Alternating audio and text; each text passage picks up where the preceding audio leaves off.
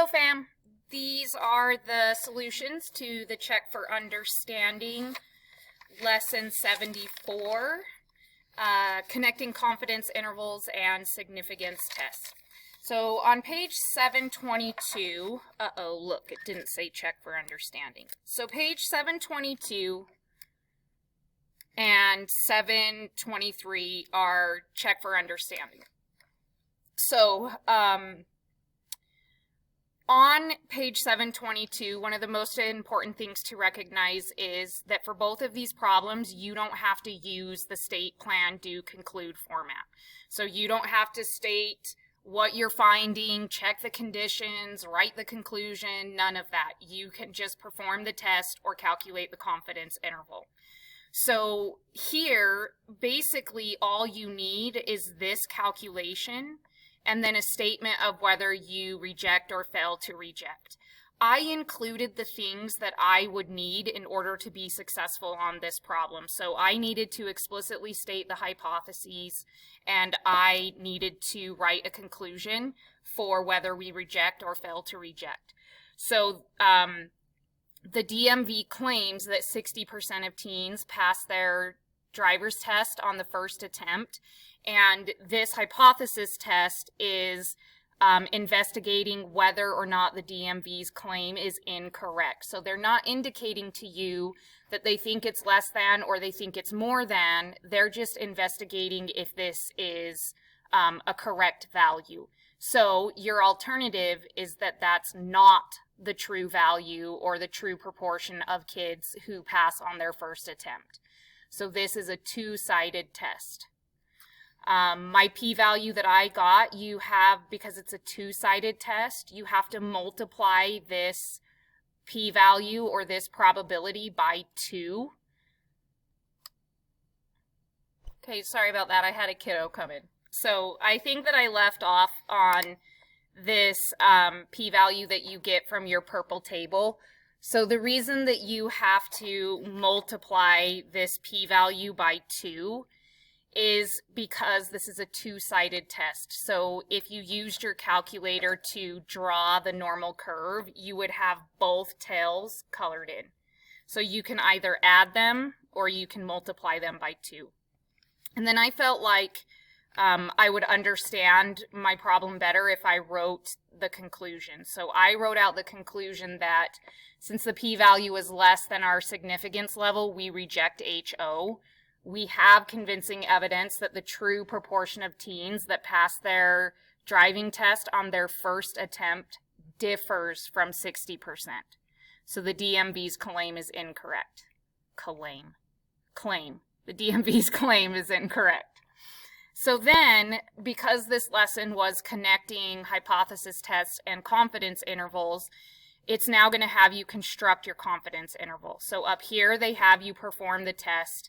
Here they have you find your confidence interval. Once again, you didn't need to do state, plan, do, conclude. So all I did was my calculation and my conclusion. Now, one thing to make special note of between these two problems is that in the significance test, for your standard deviation, you use the null value, because the whole test is based off of you assuming that the null is true. But down here, when you calculate a confidence interval, you are estimating the true value of P, which means to make that estimate, you have to use your sample value. So make sure that these two calculations are different and that you did them correctly. If you have questions about that idea, I'm happy to sit with you and answer those. I know that that's a lot to keep track of. So the key takeaway is that when we do a hypothesis test, the only place you use sample data is right here in calculating Z. That's it. When you do confidence interval, you have to use your sample data for the calculations because you're estimating the population parameter.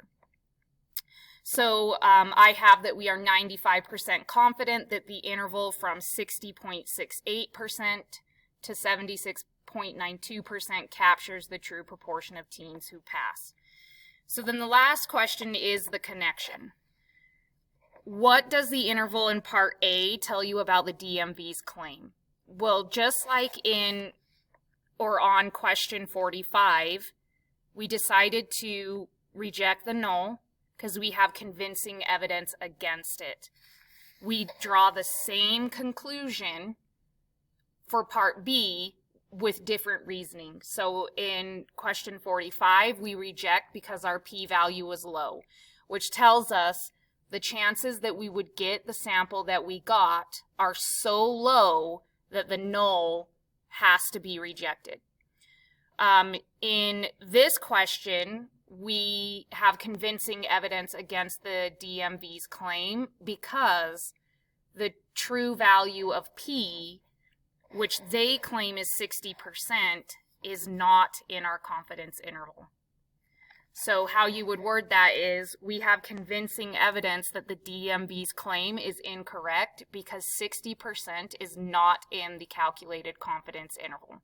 So it is not a plausible value for the true proportion of teens who pass their driving test on the first attempt. And on this response, all of that is required. There's nothing there that you can leave out and get full credit.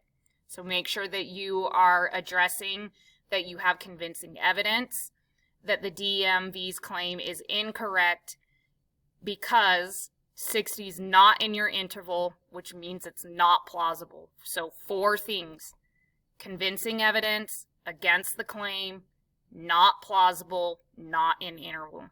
All 4, family. Make sure you have all 4. Then your 2 multiple choice questions, I had to rely very heavily on what we had on these Post-it notes to keep track of what the different relationships told me. So for this first one, they tell me that I have a 95% confidence interval and want to know if I would reject or fail to reject at the 5% significance level. So reject if the confidence interval does not contain the null value. So I checked here which one would lead us to reject. It's the only one that does not contain 30. So it would have to be A. We only reject if the value's not in the interval, and A is the only option where 30% is not in the interval.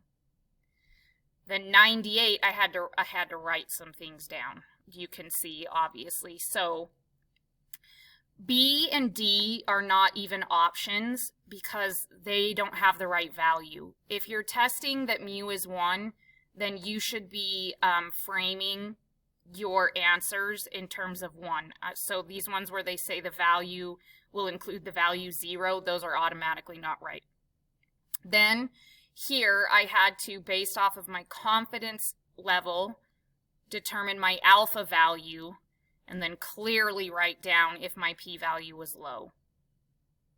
So if this one is the case, my p-value is less than alpha, so I would reject the null, which means that this interval would not include the value of 1. So that's not true.